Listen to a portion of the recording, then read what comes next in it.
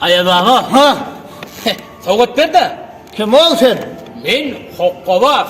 Hokkava. Sovgadan olsun bir dakika korkmeli. Korka değil mi? Hoş aytmalı, aytıp aytmalı. Men hoqqa korkadı bilen. Bana ne korkar?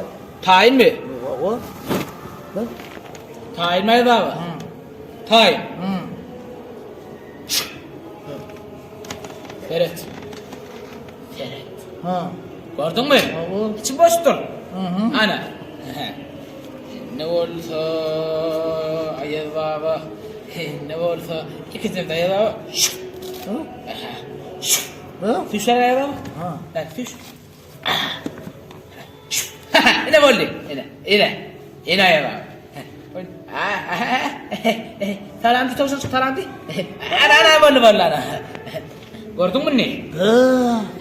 Hani yine bir gidip korkuz. Yine oraya. Oo. Hoca fere. Yok, yankı fokusun. Ha. Hani? Fox ne fere de öyle. Hani. İsmail.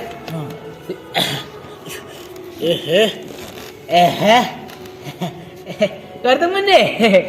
Böyle gider. Ay, anakı. Tur ayının, tur. Benim sana fokus korkuyorum gibi. Bu korkuyor mu? Yok, tekeriyin ha. İnni. Mehmet'e mi?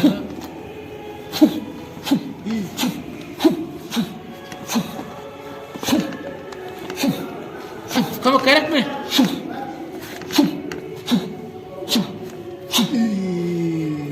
Gördün mü bu fokusu? Ayaz baba. Ben ayağı abi değil o. Ha.